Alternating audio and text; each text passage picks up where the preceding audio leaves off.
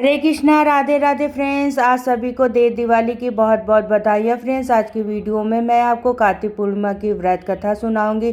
कार्तिक पूर्णिमा को देव दिवाली के रूप में मनाया जाता है और इस दिन व्रत, पूजन, दीपदान आदि करने से पूरे कार्तिक माह का फल प्राप्त होता है। तो चलिए मैं अब कार्तिक पूर्णिमा की व्रत कथा सुनाती हूँ। बहुत समय पहले की बात है। पौराणिक कथा के अनुसार एक समय दैत्यराज तारकासुर ने युद्ध में देवताओं को हराकर स्वर्ग पर अपना राज्य स्थापित कर लिया था और सारे देवताओं को स्वर्ग से बाहर निकाल दिया। तब सारे देवता बहुत ही परेशान होकर भगवान शिव शंकर की आराधना करने लगे। देवताओं की तपस्या और आराधना से प्रसन्न होकर भगवान शिव शंकर प्रकट हुए और देवताओं से वर मांगने के लिए कहा। तब देवताओं ने तारकासुर के विषय में भगवान शिव शंकर को बताया और कहा कि तारकासुर से मुक्ति दिलाने का कोई उपाय सोचिए। तब भगवान शिव शंकर ने तारकासुर का वध करने के लिए कार्तिकेय को जन्म दिया। कार्तिकेय ने देवताओं का सेनापति बनकर तारकासुर का वध किया और देवताओं को स्वर्ग वापस दिला दिया। देवता अति प्रसन्न हुए। जिस दिन से कार्तिक तारकासुर का वध किया था वो दिन कार्तिक पूर्णिमा का दिन था। इस दिन को देवताओं ने विजय के रूप में मनाया जाने लगा और इस दिन को देव दिवाली के रूप में मनाया गया। युद्ध के बाद सारे देवता ने पृथ्वी लोक पर आकर गंगा जी में स्नान किया। उसके बाद सभी ने स्वर्ग में प्रस्थान किया। इसलिए कार्तिक पूर्णिमा के दिन गंगा जी में स्नान करने से सभी प्रकार के पापों से मुक्ति मिलती है। गंगा स्नान का इस दिन बहुत ज़्यादा महत्व है। अगर आप किसी कारण से गंगा जी में जाकर स्नान नहीं कर पा रहे हैं तो घर पर जिस जल में आप स्नान करेंगे उस जल में आप गंगा जल मिश्रित कर इस दिन आज आप स्नान जरूर कर लीजिएगा। तो कार्तिक पूर्णिमा की कथा, कोई भी कथा अकेले नहीं सुनी जाती है, साथ में गणेश जी की भी कथा सुननी चाहिए। तो चलिए अभी मैं आपको गणेश जी की कथा सुनाती हूँ। एक बार एक गांव में एक बुढ़िया रहती थी। बुढ़िया रोजाना गणेश जी का पूजन करती थी। रोज मिट्टी के गणेश जी बनाती, रोज गल जाते।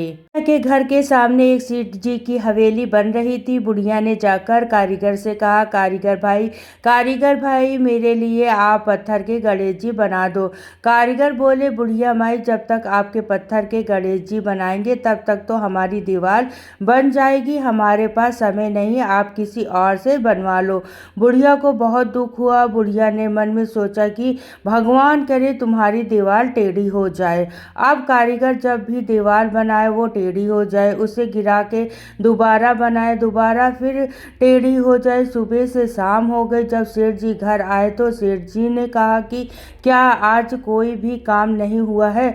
तो कारीगर बोले, सेठ जी काम तो बहुत कर रहा था लेकिन जैसे ही दीवार बनाते दीवार टेढ़ी हो जाए। उसके बाद कारीगर ने सेठ जी को बुढ़िया के आने की सारी बात ही बताई। सेठ जी ने कहा, अब मुझे बुढ़िया के पास ले चलो। कारीगर सेठ जी को बुढ़िया के पास ले गया और ले जाकर बुढ़िया से कहा, बुढ़िया माई अब आपके पत्थर के नहीं सोने के गणेश जी बनवा देंगे, आप हमारी दीवार सीधी कर दो। गणेश जी तो सारे ही बात सुन ही रहे थे।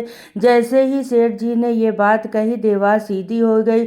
सेठ जी ने भी बुढ़िया को लिए सोने के गणेश जी बनवा के दे दिए। हे गणेश जी महाराज, जैसे आपने सेठ जी की दीवार सीधी की वैसे ही सबके काम को सीधा करना और जैसे आपने बुढ़िया की मनोकामनाओं को पूरा किया वैसे ही सबकी सारी मनोकामनाओं को पूर्ण करना। ये थी गणेश जी की व्रत कथा। इस तरीके से हमारी कार्तिक पूर्णिमा की व्रत कथा पूर्ण होती है। फ्रेंड्स, अगर आप कार्तिक पूर्णिमा का व्रत किया है तब तो आप ये कथा सुनेंगे ही, लेकिन अगर आपने व्रत नहीं भी किया है तो भी आप कार्तिक पूर्णिमा की कथा जरूर सुनिए ताकि आपको कार्तिक के स्नान दान का फल प्राप्त हो सके। आपको ये कथा कैसी लगी कमेंट करके जरूर बताना और अगर ये वीडियो आपको पसंद आया, वीडियो थोड़ा सा भी आपके लिए यूजफुल हो तो प्लीज़ वीडियो को लाइक कर देना। और हम महिलाएं घर में तीज त्योहार कैसे करती हैं ये देखने के लिए मेरे चैनल को सब्सक्राइब कर लेना।